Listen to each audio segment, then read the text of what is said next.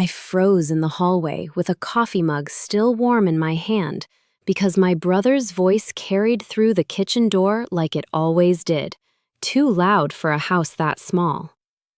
"By spring," Dean said, "the entire farm is mine, Mom. All you have to do is sign." I did not move. I did not breathe.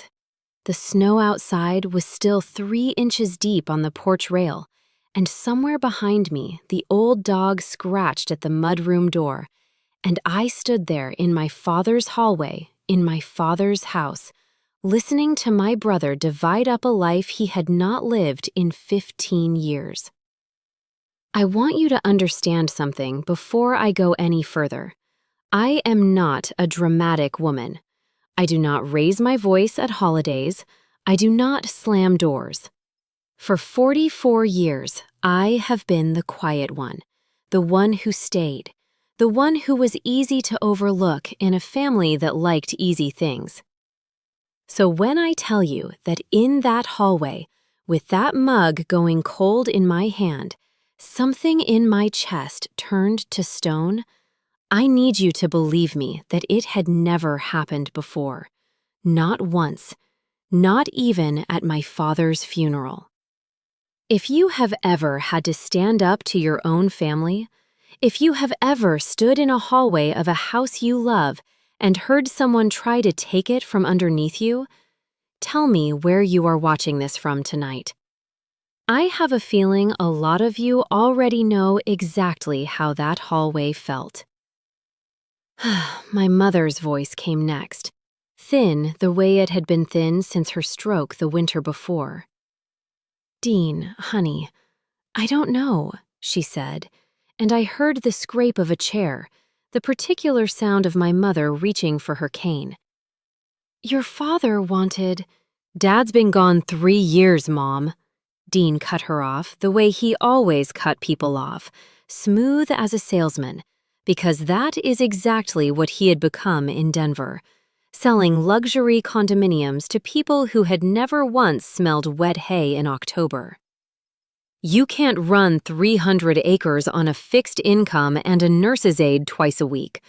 I'm trying to protect you." Protect her. That was the word he used. I stood in that hallway and let it land on me like a slap, because I was the one who drove 40 minutes each way to get my mother's prescriptions filled. I was the one who woke up at 4:30 to check the water troughs before they froze solid. I was the one who had not had a vacation, a real one, in 6 years, because someone had to be there when the vet came, when the bank called, when my mother forgot which day it was. And here was my brother, home for 11 days, already talking about spring like the deed was as good as printed. I want to rewind for you, because you deserve to understand how we got to that hallway, how a family built on 110 years of the same black soil ended up standing at the edge of something so ugly. It did not happen in 11 days. It happened over a lifetime of small, quiet decisions about who mattered and who did not. My name is Claire Whitfield, and I grew up on Whitfield Farm outside a town in Nebraska so small it does not have a stoplight. Only a 4-way stop and a grain elevator that has been the tallest thing on the horizon since before my grandfather was born. My father, Thomas Whitfield, ran that land the way other men run churches, with a reverence I did not fully understand until I was old enough to run it beside him. My mother, Eleanor, kept the books and the garden, and for most of my childhood, kept the peace between her 2 children, who could not have been more different if she had ordered us from separate catalogs. Dean was born first, and he was born golden. I do not say that with bitterness, only with the plain accuracy of someone who watched it happen for 4 decades. He was handsome in the easy, uncomplicated way that made teachers like him without trying. The kind of boy who got away with things because people wanted to believe the best about a face like his. I was born 2 years later, quieter, more careful, the kind of girl who read the instructions before she touched the machine. My father used to say I had an engineer's mind trapped in a farmer's daughter, which he meant as the highest compliment he knew how to give. By the time I was 12, the shape of our family had already set like concrete. Dean was the one with promise, the one who was going to do something with his life, meaning something that was not this life, not this soil, not 400 head of cattle and a mortgage that came due every March whether the rain fell or not. I was the one who stayed close, who helped in the barn before school, who my father trusted with the tractor before I was old enough to trust myself. Nobody ever said out loud that Dean was worth more.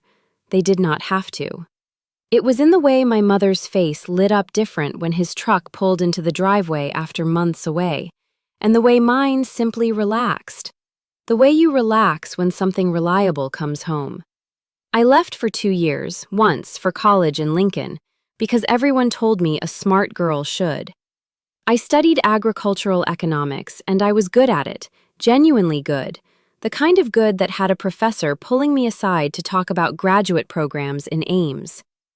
And then my father's hip gave out during calving season, and there was no question in my mind, none at all, about what I would do. I came home. I finished my degree online, in the years it took, sitting at the kitchen table with ledgers spread out beside my textbooks, and Dean sent a card. That is the whole of what Dean did that spring. He sent a card. "Home was never big enough for me, Claire," he told me once, the last real conversation we had before he moved to Denver for good. We were standing by the fence line, and I remember exactly how the light looked, low and orange, because it was the kind of thing you remember when someone tells you, without quite meaning to, exactly who they are. "Some people are made for bigger things," he said. "You were always fine with small ones." I want you to hold on to that sentence, because it comes back. Everything in this story comes back eventually. That is the thing about a farm, about a family, about a debt left unpaid for 20 years. Nothing ever really leaves. It just waits in the soil until spring. My father died 3 years ago in October, on a Tuesday, in the seat of his own combine, which is exactly the way he would have chosen it if anyone had asked him. Dean flew in for the funeral and flew out 4 days later, back to Denver, back to Vanessa and the condo with the mountain view and the life he had built entirely out of reach of manure and mortgage payments. I stayed, because staying was the only thing I knew how to do, and because my mother, standing at that graveside in a black coat 2 sizes too big for how small grief had made her, looked at me and said, "You're all I have left out here, Claire." I did not know yet how much weight that sentence would come to carry. For 2 years after my father passed, it was just the 2 of us and Emmett Cole, who had worked that land since before I was born, and who my father used to call the only honest man he ever met besides the preacher. Emmett was 63 that winter, built like a fence post, with hands that looked like they had been carved out of the same oak as the barn doors. He had no children of his own, and somewhere along the way, without either of us ever saying it, he had become something like family to me. When my mother had her stroke last February, a small one, the doctors said, but enough to slow her speech for a month and leave a faint tremor in her left hand that never fully went away, it was Emmett who drove me to the hospital in Kearney at 2 in the morning because my own hands were shaking too hard to trust with the wheel. Dean came home for 4 days after the stroke. He sat by our mother's bed, and he cried. And I do not doubt that the tears were real, because Dean has never lacked for feeling, only for follow-through. And then he flew back to Denver, and the calls tapered from daily to weekly to whenever it happened to cross his mind, and I kept driving 40 minutes each way for prescriptions, and I kept checking the troughs before dawn. And life went on the way it goes on for the ones who stay. I tell you all of this not to ask for your pity, because I do not need it, and because the woman I became by the end of this story would not want it either. I tell you this so that when I describe what happened in that hallway, and everything that came after it, you understand exactly what my brother was trying to take, and exactly what he thought I was too small, too quiet, too much like our mother to ever stop him. He had no idea what I had already found in a safe deposit box in town 3 weeks before that morning. None at all. Dean's calls started getting more frequent again around the beginning of December, right after the first hard freeze, and at first I let myself believe it was guilt, or grief catching up to him late the way it sometimes does. He asked about Mom's blood pressure. He asked about the cattle count. He asked, almost in passing, whether the farm still carried the same insurance policy it had when Dad was alive, which struck me as an odd question for a man who had not so much as changed the oil in a tractor since he was 19 years old. Then, 2 weeks before Christmas, he announced he was coming home for the whole month. Not the usual 4 days. A whole month, he said, because Mom needed him, because family needed to pull together during the holidays, because he had been thinking a lot lately about what really mattered. Vanessa came with him, in a coat that cost more than our monthly grocery bill, with a rolling suitcase that seemed built for a much longer trip than a Nebraska farmhouse could comfortably host.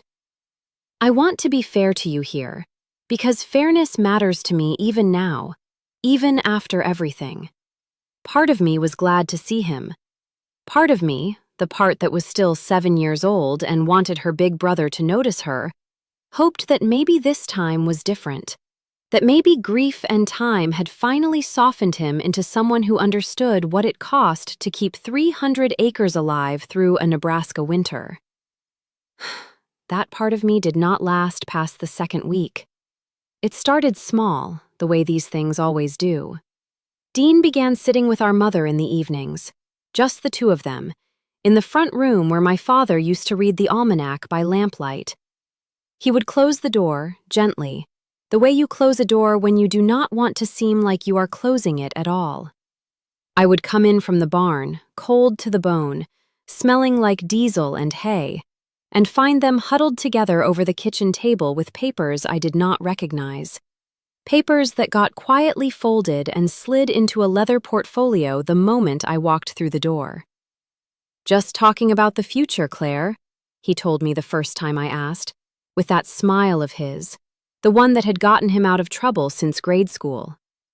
"Nothing you need to worry your head about." Worry my head about. As if I were a girl of 12 again, being told to go help in the barn while the important conversations happened without me. I let it go that night, because I told myself I was being paranoid, that grief made people territorial, that I had spent so many years as the only child left standing that I had started seeing threats in ordinary things. But then came the Tuesday in the second week of January, cold enough that the water troughs had frozen solid overnight despite the heaters, and I came in early to warm up before I finished the chores, and I heard a name through the kitchen door that stopped me cold on the threshold. Marcus Reyes, Prairie Crest Developments. I had heard that name before, whispered around the diner in town, about a company out of Omaha buying up farmland along the county road for what they were calling a residential and retail corridor, big enough to bring a grocery store and a strip mall to a stretch of prairie that had grown nothing but corn and soybeans and cattle for over a century. Half the county had said no. A few had said yes, quietly, and moved to Arizona with checks large enough to make the neighbors stop speaking to them. I stood there with my hand on the doorknob and listened to my brother tell my mother that Marcus Reyes had made an offer, a serious offer, more money than the farm had made in a decade of good harvests combined, and that all it would take was her signature on a form transferring the deed into a trust that Dean, conveniently, had already set up in Denver. "It just makes things simpler, Mom," he said, his voice smooth as poured concrete. "For tax purposes, for your peace of mind. You wouldn't have to think about any of it again.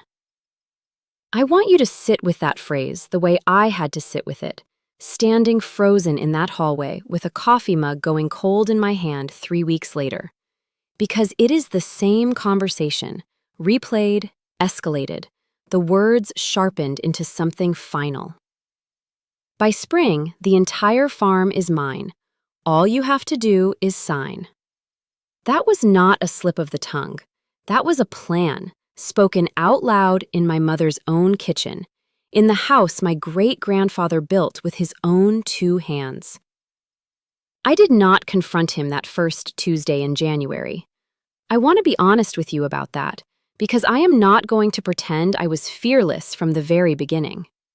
I went back out to the barn, and I stood in the cold beside Emmett while he checked the heater on the far trough, and I told him what I had heard, and my voice shook the whole way through it. Emmett did not say much. He rarely did. He just looked at me for a long moment, the way he used to look at a fence line before he decided how to fix it, and he said, "Your daddy always kept a lawyer he trusted more than he trusted most people. Grace Halloran, over in town.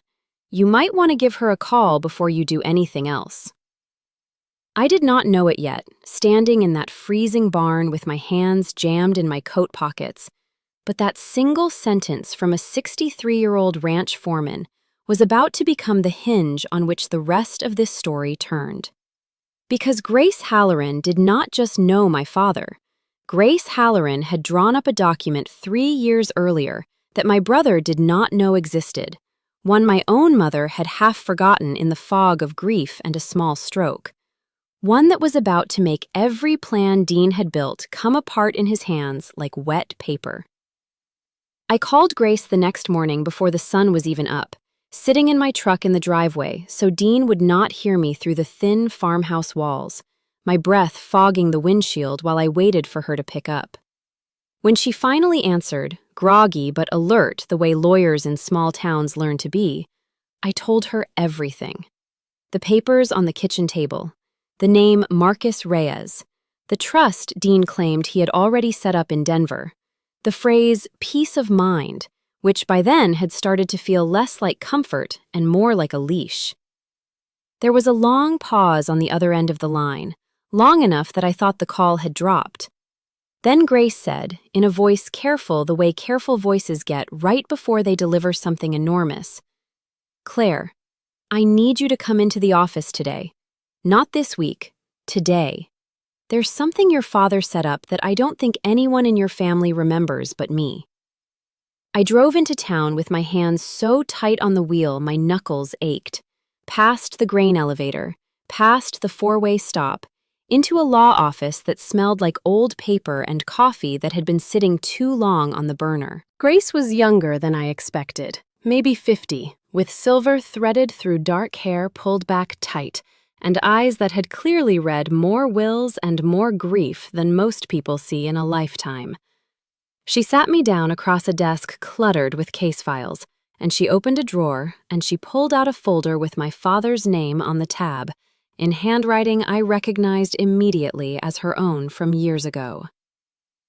"3 years before your father passed," Grace said, "he came to me and he set up a living trust, the Whitfield Family Land Trust. He funded it with the deed to the entire farm, all 310 acres, plus the house, plus the outbuildings." She let that sit in the air for a moment before she continued. "Your mother is the beneficiary for her lifetime, but your father named a trustee, Claire, someone with sole legal authority over any transfer, any sale, any change to that deed, for as long as your mother is alive and after." My mouth had gone completely dry. "Who?" I asked, though some part of me, some quiet, certain part, already knew the answer before she said it. "You," Grace said simply. "He named you." I sat in that office and felt the entire shape of my life rearrange itself around a single word. My father, 3 years before he died, had looked at his 2 children and made a decision so quiet, so deliberately unspoken that not even my mother fully remembered it in the fog of grief that followed his death. He had trusted the daughter who stayed, not out of pity, not as a consolation prize for the child who did not leave. He had looked at the years of 4:30 mornings and frozen water troughs and understood, with a clarity I would not fully appreciate until months later, exactly which of his children would protect that land with her whole life, and which one would sell it the moment the numbers made sense. "Why didn't you tell me sooner?" I asked, my voice barely holding together. Grace's face softened. "Your father asked me to keep it quiet unless it was ever needed. He said, and I remember this almost word for word, Claire, he said, 'If Dean ever comes home trying to take what isn't his, she'll need something nobody saw coming.'" I sat with that sentence for a long moment, and something inside my chest, something that had been braced and defensive for weeks, finally allowed itself to loosen, just slightly, just enough to breathe. Because here is what my brother did not know, sitting at that kitchen table with his leather portfolio and his smooth voice and his talk of peace of mind. Any signature my mother put on any document he handed her meant absolutely nothing. The deed was not hers to give. It had not been hers to give for 3 years. My father had already moved the entire farm out of her name and into a trust that only I controlled, quietly, deliberately, like a man setting a lock on a door long before anyone tried the handle. I did not tell Dean. I want to be honest with you about the version of myself that made that decision, because it was not an easy one. Every instinct I had, every year of being the quiet one, the peacekeeper, wanted to walk back into that kitchen and lay the truth on the table right then, to watch his face change, to end it in a single afternoon. But Grace stopped me before I ever said a word to her about confronting him. "If you tell him now," she said, leaning forward across that cluttered desk, "he'll simply pivot. He'll find another angle, another pressure point, another way to talk your mother into something before you can stop him. Men like your brother don't quit when they're caught early, Claire. They quit when they've already lost, publicly, in front of people whose opinion they actually care about." She asked me one question that changed the entire shape of what came next. "What does Dean want more than the money?" I thought about it for a long time before I answered. "He wants to look like the one who saved the family," I finally said. "He wants to be the hero of the story. He always has." Grace nodded slowly, the way you nod when a plan starts assembling itself behind your eyes. "Then that," she said, "is exactly how we're going to take it away from him." I drove home that afternoon with the folder locked in the glove box of my truck, and I remember the particular quiet of that drive, the fields white and empty on either side of the county road, the grain elevator rising up ahead of me against a sky the color of skim milk. I did not feel triumphant. I felt something closer to grief, strange and unexpected. Grief for the brother I had wanted to believe in even after everything.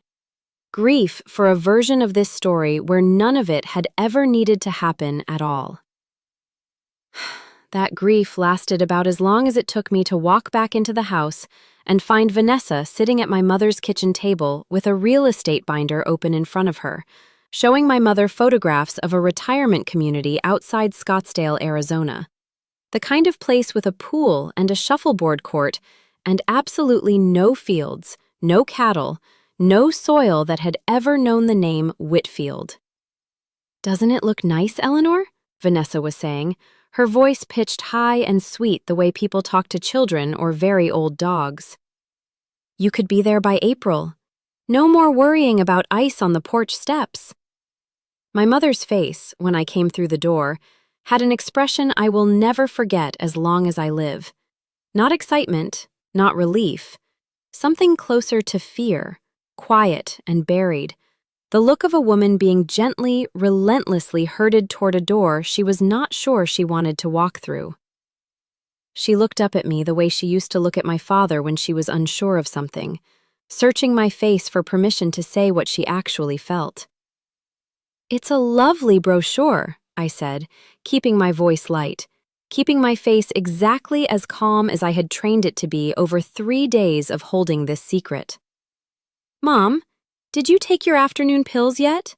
Let's go check the medicine cabinet." I got her out of that kitchen and up the stairs, away from that binder full of pool photographs, and once we were alone in her bedroom, with the door closed and the radiator ticking against the cold January afternoon, she gripped my hand with a strength that surprised me. "I don't want to go to Arizona, Claire," she whispered. "I don't want to leave your father's land. But Dean says it's too much for me now, and Vanessa keeps showing me these pictures, and I just—" Her voice cracked. "I don't know how to tell him no." I sat on the edge of that bed and held my mother's trembling hand, and I made her a promise I intended to keep with everything I had left in me. "You don't have to tell him no, Mom," I said. "I will." Over the next 2 weeks, I became someone I did not entirely recognize, and someone I have come to be quietly proud of ever since. I did not confront Dean. I did not raise my voice. I smiled at family dinners and passed the mashed potatoes and let him talk about Denver real estate trends while I sat across the table cutting my food into small, careful pieces, watching him the way you watch weather building on the horizon. I went back to Grace's office twice more that month, and together we built something my father would have recognized instantly: a quiet trap, assembled entirely out of paperwork and patience. Grace pulled the original trust documents and had them certified, ready to be produced the moment they were needed. She contacted the county recorder's office and confirmed, in writing, that the deed had never left the trust, that any quitclaim Dean tried to file would have no legal foundation whatsoever. And she made one more call, to a colleague of hers who specialized in elder financial exploitation, a term I had never once expected to hear applied to my own family, a term that made my stomach turn the first time Grace said it out loud. "What Dean is doing," Grace explained to me, sliding a printed statute across her desk one gray afternoon in late January, pressuring a vulnerable adult with a diminished capacity from her stroke into signing away real property, using a fabricated trust document he claims exists in Denver, but that our investigator confirms was never actually filed. That's not just a family dispute, Claire. Depending on how far he goes, that's fraud. I sat with that word for a long time. Fraud. My brother. The boy who used to carry me on his shoulders through the cornfield when I was small enough to fit there. The boy who once punched a kid twice his size for calling me Four Eyes in the 3rd grade. I thought of the version of him I had loved my whole life, and I thought of the version sitting at my mother's kitchen table with a leather portfolio. And I understood, with a clarity that ached, that both versions were somehow the same man. Emmett became a quiet piece of the plan too, though he never asked to be a hero about it, which was exactly like him. He had worked that land for over 3 decades, and he still had the keys to the equipment shed where, it turned out, Dean and Vanessa had been meeting privately with Marcus Reyes twice already that month, walking the property lines, taking photographs of the barn, discussing setback requirements for future construction, as though the sale were already finalized. Emmett mentioned it to me one evening while we mended a stretch of fence in the dying light, his breath clouding in the cold. "They had a man out here Tuesday with a clipboard," he said, not looking up from the wire he was twisting. "Talked like he already owned the place. Asked me where the property markers were on the east side." He paused, driving a fence post deeper into the frozen ground with more force than the job strictly required. I told him I didn't rightly know, which was a lie, Claire, and I don't feel one bit bad about it. I laughed, the first real laugh I had managed in weeks, and something about that small act of loyalty from a man who owed my family nothing beyond 3 decades of honest work steadied me more than I expected. I understood, standing beside him in that frozen field, that I was not doing this alone. My father had left me a trust. My mother had given me her trembling hand and her whispered fear. Emmett had given me his silence and his loyalty, small and stubborn as bedrock. It would be enough. The pressure kept mounting through February, the way pressure does when someone believes they are close to winning. Dean grew more insistent at dinner, dropping phrases like, "before the ground thaws," and "while the offer's still on the table," each one landing on my mother like another small weight added to a scale she did not know how to balance. Vanessa's brochures multiplied, spreading across the kitchen table like a slow infection. Retirement communities and gated developments, and one particularly cruel afternoon, a printout of average nursing home costs in our county, left conspicuously where my mother would find it while doing her crossword. I began recording. Grace had advised it carefully, told me exactly what our state allowed and did not allow, and I kept a small recorder in my coat pocket during every one of those kitchen table conversations I happened to walk in on, capturing Dean's voice explaining, patiently, condescendingly, why signing now made more sense than waiting, why a woman my mother's age with her health history could not be trusted to manage 300 acres alone, why it would honestly be easier for everyone if she just trusted him. One evening in mid-February, I caught the exchange that would matter most of all. Dean had grown frustrated, the polish slipping slightly from his voice the way it did when things were not moving quite fast enough for him. "Mom, I already told Marcus we'd have this wrapped up by the first week of spring," he said, and I heard the leather portfolio unzip, heard papers sliding across the table. "This is the trust paperwork. All you have to do is sign here, and I'll handle everything else." "Dean," my mother said, her voice small but steadier than it had been in weeks, a steadiness I had been quietly coaching into her during our private evenings upstairs. "I want to talk to Claire about this first." There was a pause, and then Dean's voice again, sharper this time, the smoothness cracking just slightly at the edges. "Claire doesn't need to be involved in every decision, Mom. She's just the one who handles the day-to-day.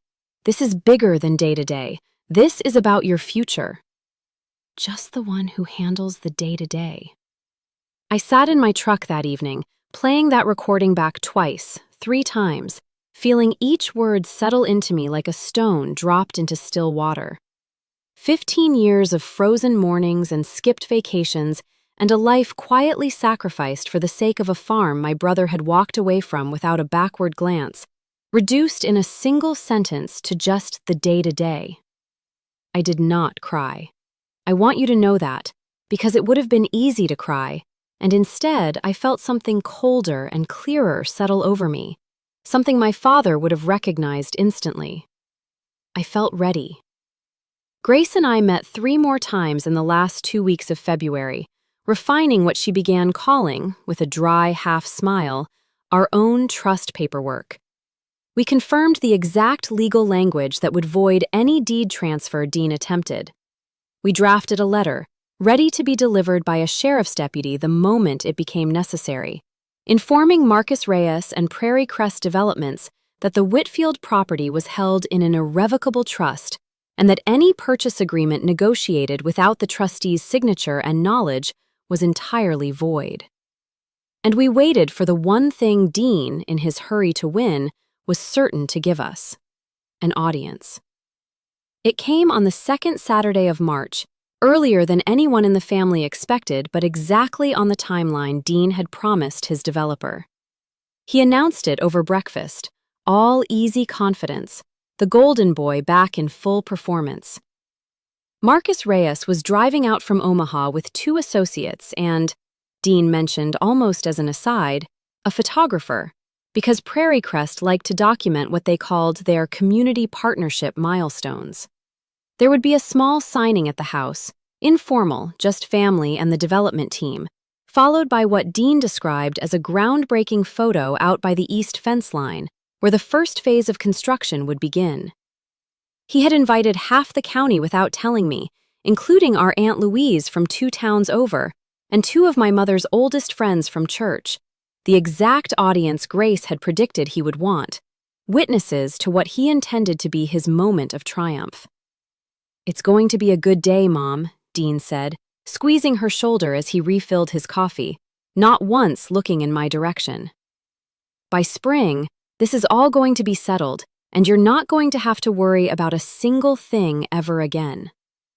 I sat at that table with my own coffee going cold in front of me, exactly the way it had gone cold in my hand that first frozen morning in the hallway, and I felt the strange, quiet symmetry of it. He had said it again, almost the exact words, a promise he had made himself believe so thoroughly that he had never once stopped to consider whether the ground beneath it was solid. I looked across the table at my mother, who met my eyes for just a moment, a small, steady, knowing moment, and I understood that she, at least, already trusted where this was going to end. The morning of the signing arrived cold and bright, the kind of clear March sky that Nebraska sometimes offers as a cruel joke in the middle of a long winter, sunlight glancing hard off the last patches of snow along the fence rows.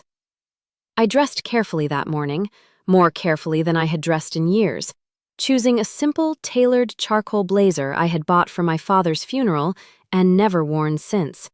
Something that made me feel less like the farmhand my brother liked to call me, and more like exactly what I was about to become in front of everyone gathered on that land. Emmett met me in the driveway before anyone else was awake, already dressed in his good jacket, the folder from Grace's office tucked carefully inside a weatherproof envelope under his arm. "You sure about this?" he asked, though I could tell from his face he already knew the answer. "My father was sure 3 years before I even understood what he was doing," I said. "I'm just finishing what he started." By 10 o'clock, cars had begun filling the long gravel drive, and I watched from the kitchen window as my brother greeted each arrival with a handshake and a grin, playing the role of the returning son who had come home to save the family farm from ruin. Marcus Reyes arrived in a black SUV with 2 men in quarter-zip pullovers carrying tablets and a folder of glossy renderings. Images of a retail corridor and a row of townhomes standing where the East pasture had been for 110 years. A young woman with a camera around her neck trailed behind them, already snapping candid shots of the farmhouse, the barn, my mother's frost-bitten rose bushes along the porch. My mother sat at the head of the kitchen table when the papers finally came out, dressed in her good blue cardigan, her hands folded carefully in her lap, the way I had seen her sit through every difficult moment of her life, at funerals, at hospital waiting rooms, at the reading of my father's will. Dean stood beside her, one hand resting on the back of her chair with the easy possessiveness of a man who believed the outcome had already been decided. Vanessa hovered near the doorway with her phone raised, ready to capture the moment for whatever audience she imagined might care. "We're just going to need your signature here, Mrs. Whitfield," Marcus Reyes said, sliding the quitclaim deed across the table with a practiced, gentle smile. The smile of a man who had done this exact thing in exact kitchens dozens of times before. "Right here, and initial here, and we can move right along to the exciting part." My mother's hand hovered over the pen. She looked up once across the crowded kitchen, past Dean's expectant face, past Vanessa's raised phone, and found me standing in the doorway in my charcoal blazer, with Emmett just behind my shoulder. The whole room seemed to hold its breath in that instant, though only I understood why. "Actually," I said, stepping forward into the kitchen, my voice steadier than I had any right to expect it to be. "Before anyone signs anything, I think there's something everyone here needs to see." Dean's head turned toward me with the particular sharpness of a man whose plan has just encountered an obstacle he did not budget for. "Claire, this doesn't concern you," he said, that old, familiar dismissiveness rising fast to the surface. "This is between Mom and the family." "It concerns me quite a bit, actually," I said, and I walked to the table, past Marcus Reyes, past his associates with their tablets frozen mid-motion, and I set the certified envelope down in the exact center of the table, beside the quitclaim deed my mother had not yet signed. Because this house, this land, all 310 acres of it, has not belonged to Mom for 3 years. It's held in a trust our father set up before he died, the Whitfield Family Land Trust. The color drained from Dean's face so completely and so fast that Vanessa actually gasped and lowered her phone. "That's not," he started, his voice cracking in a way I had never once heard in 41 years of knowing him. "That's not possible. There's no trust. I checked the county records myself. There's a deed in Mom's name." "There was," I said, my voice calm, level. Exactly the tone Grace had coached me to hold on to no matter what happened in that kitchen. "Until Dad transferred it. The county recorder has the updated filing on record. It's just not something you thought to look for, because you assumed you already knew everything about this family." I opened the envelope and laid the documents on the table. The trust agreement, the certification from Grace's office, the recorder's confirmation letter, each one sliding into view under the fluorescent kitchen light like cards turned face up at the end of a long, quiet hand. "And there is a trustee named on this document," I continued, and I let the silence stretch just long enough for every eye in that kitchen to be fixed entirely on me. "Someone with sole legal authority over this land, for as long as Mom is alive and after. Dad named me Dean, not you, me." Marcus Reyes had gone very still, the practiced smile gone entirely from his face, replaced by the particular alarm of a businessman realizing, in real time, in front of a photographer, that the deal he had flown 2 associates in to close did not legally exist. "Mr. Whitfield," he said, turning slowly toward Dean, "you told us this transfer was a formality. You told us the family was in agreement." "It was going to be," Dean said, and his voice had lost every ounce of its salesman's polish now, cracking into something younger, something closer to panic. "I was handling it. I was going to—" "You were going to forge a signature on land that was never yours to sell," I said, and I did not raise my voice because I did not need to, because every word landed exactly as heavy as it needed to, without any help from volume. "You brought a developer to our mother's kitchen table to pressure a woman recovering from a stroke into signing away 110 years of family history so that you could pay off whatever debts you've got waiting for you back in Denver." The room made a sound I will never forget. A collective, sharp intake of breath from Aunt Louise by the window, from my mother's church friends near the doorway, from Emmett standing quiet and immovable just behind me. Vanessa's face had gone the color of old paper.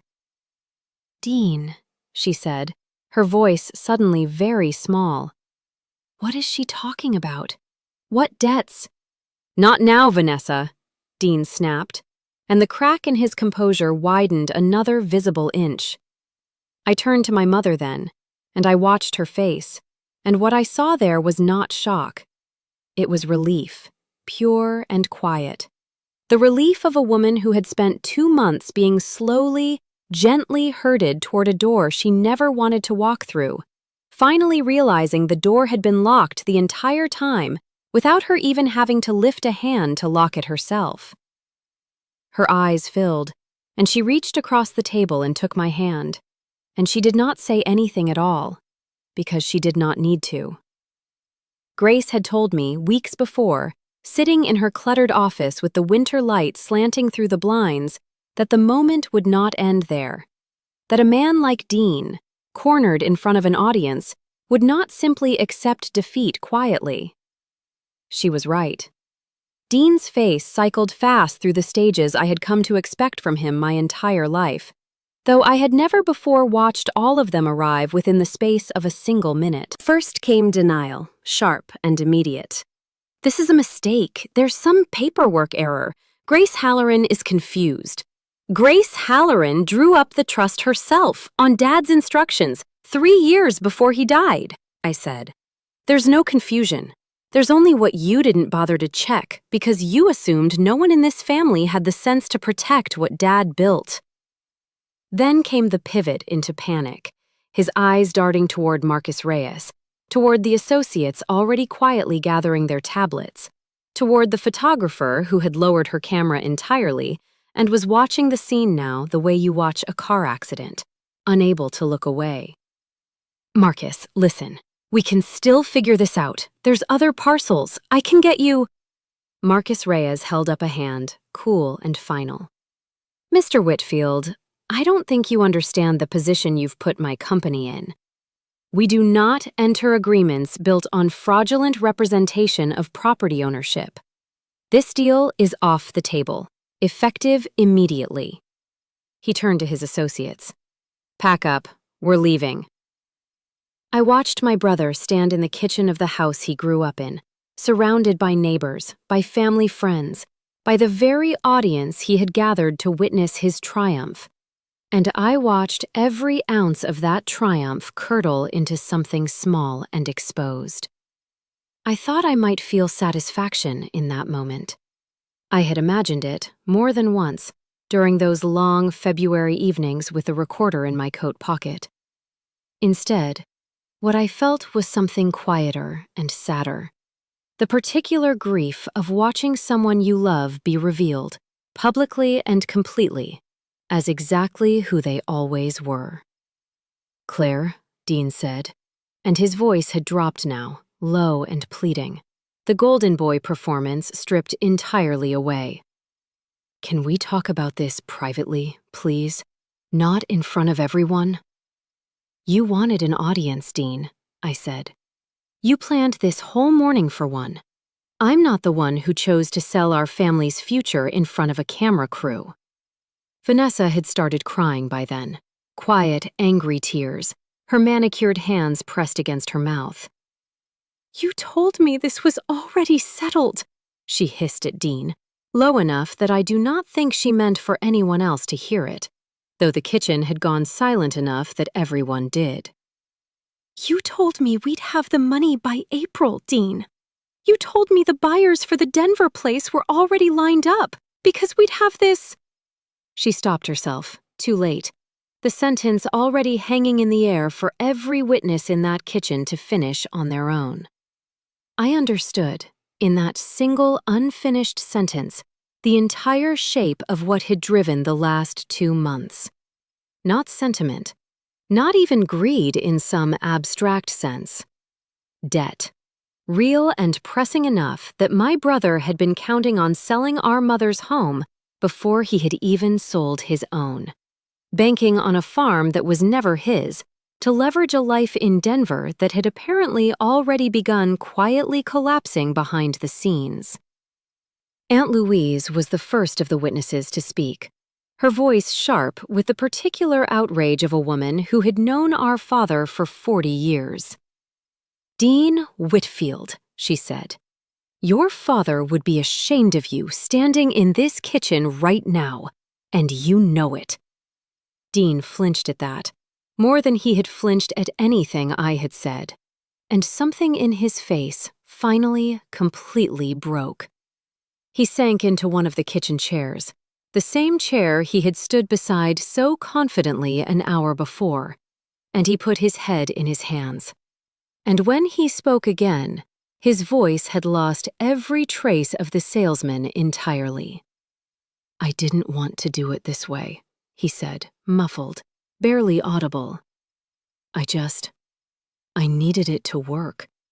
I needed something to finally work." I want to tell you that I felt nothing but vindication in that moment, but that would not be honest, and I promised myself long ago that I would not lie to you about how any of this actually felt. I felt grief, sharp and unexpected. Grief for the boy who used to carry me through the cornfield. Grief for whatever had gone so wrong in his life that he had convinced himself this was the only way through it. But I also felt, underneath that grief, something solid and unmoving. Something my father had planted in me 3 years before he died, without either of us ever saying it out loud. I felt like I was finally, fully standing on ground that was mine to stand on. The days that followed the collapse of that Saturday morning unfolded slower than the morning itself, the way the aftermath of any storm always does, in a long series of quiet, exhausted conversations, rather than one dramatic climax. Marcus Reyes and his associates left within 20 minutes of Vanessa's unfinished sentence, the black SUV pulling out of the gravel driveway before noon. And with them went any remaining pretense that this had ever been about protecting our mother's peace of mind. Aunt Louise stayed behind after most of the other guests had quietly excused themselves, and she sat with my mother at the kitchen table for a long while, the two of them speaking low. And later that afternoon, my mother told me that Louise had said something she intended to remember for the rest of her life. "Eleanor, you raised a daughter with a spine of iron and a heart soft enough to still forgive him someday, if she chooses to. Not many people get both in the same child." Dean did not leave that day, though I half expected him to. Some part of me bracing for the familiar pattern of his retreat. Back to Denver, back to distance, leaving the mess for someone else to clean up the way he always had. Instead, he stayed in the guest room for 3 more days. And on the second of those days, he found me alone in the barn in the late afternoon, checking the water heaters before the temperature dropped again for the night. "I owe you an apology," he said, standing in the doorway with his hands shoved deep in his coat pockets, looking younger somehow than he had looked in years, stripped of the confidence that had carried him through most of our childhood. A real one, not the kind I usually give. I did not stop working, though I did slow down enough to let him keep talking, because some part of me needed to hear whether there was anything real underneath the words this time. "The business in Denver failed," he said. "Failed months ago, actually. I lost almost everything, Claire. The condo, the 2 rental properties I'd leveraged against it, most of it. I didn't tell anyone. I couldn't. I let Vanessa believe I was still, I don't know, the guy she married. And then Dad's farm just sat there in my head like this solution, this way to fix everything without ever having to admit how badly I'd broken it. You almost took the one thing Mom had left that still felt like Dad," I said, finally turning to face him fully. "You almost took it from a woman recovering from a stroke, using her fear and her grief because it was easier than admitting you'd failed." He flinched, but he did not argue. And something about that, about the absence of the old deflection, told me this apology might actually be different from the ones that came before it. "I know," he said. "I know exactly what I almost did. And I understand if you never trust me again. I wouldn't in your position." He paused, looking out past me toward the darkening field. "Some people are made for bigger things," he said quietly, echoing his own words from that fence line all those years ago. And I heard the shame in his voice as he said them. And I spent 15 years believing that meant leaving. I never once considered that maybe it meant becoming someone worth staying for. I did not forgive him that afternoon in the barn, not fully, not in a single conversation. Because forgiveness is not a door you fling open the moment someone finally tells you the truth. But I told him something I meant with my whole heart, standing there in the cold with the smell of hay and diesel around us, the way it had smelled my entire life. "Home was never too small for you, Dean," I said. "You were just never willing to do the work it asked of you. Turns out, home was too much for you, not the other way around." The weeks that followed brought their own quiet consequences, arriving not in dramatic confrontations, but in the slow, steady unwinding of everything Dean had built his plan upon. Grace filed a formal report with the county regarding the attempted quitclaim transfer, and while she ultimately advised against pursuing criminal fraud charges against my own brother, largely out of consideration for what it would do to our mother's health to watch her son face prosecution, she made certain the documentation existed permanently, on record, should he ever attempt anything similar again. Vanessa filed for divorce 11 days after that Saturday morning, and Dean moved out of the Denver condo entirely, into a small rented apartment I only heard about secondhand through Aunt Louise, who kept up a network of information across 3 counties that would put most private investigators to shame. My mother's health, freed from the slow, daily pressure of guilt and manipulation, began improving in ways her doctors called remarkable, though I suspected they had simply never accounted for how much stress a family can quietly place on a body that is trying to heal. Her tremor lessened. Her speech steadied. She started tending her rose bushes again that first warm week of April, kneeling in the dirt with her cane resting against the porch rail, and watching her out there, humming some old hymn under her breath, was worth more to me than any apology Dean could ever offer. Emmett stayed on as foreman, of course, though I made him a full partner in the operation that spring, something I had wanted to do for years and had simply never had the standing, or perhaps the confidence, to formalize until I understood exactly what my father had trusted me to protect.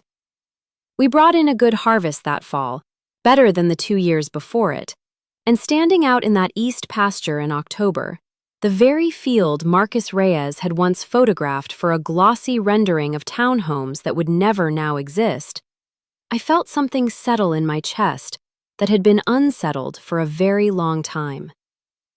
Dean calls now, every few weeks, and the calls are different than they used to be, quieter, less performance in them.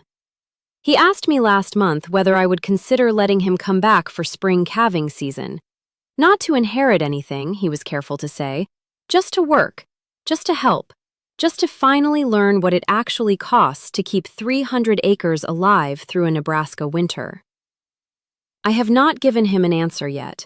I am still deciding what forgiveness looks like when it has to be earned in installments, the way most real forgiveness does.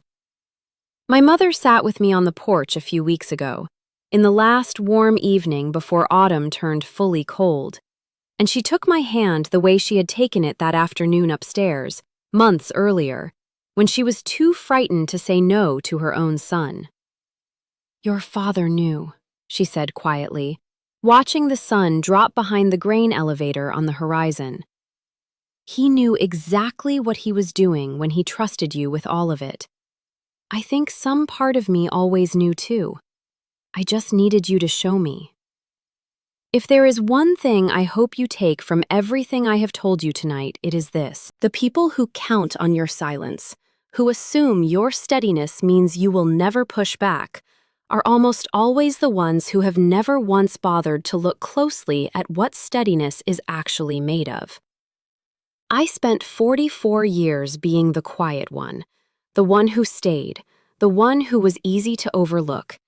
And it turned out that quiet was never weakness. It was simply patience, waiting for the exact moment it would matter most. Have you ever had to protect something you loved from the very people who were supposed to love it too? Have you ever discovered, in the middle of your own life, that the years everyone dismissed as small were actually building you into someone strong enough to stand your ground when it finally mattered? I would love to hear your story in the comments below, wherever you are watching this from tonight. And if this one found its way into your heart the way I hope it did, hit like, subscribe, and stay a while longer, because there is always another story waiting. And there is always someone out there, quiet and underestimated, about to prove exactly how much strength has been hiding in plain sight the whole time.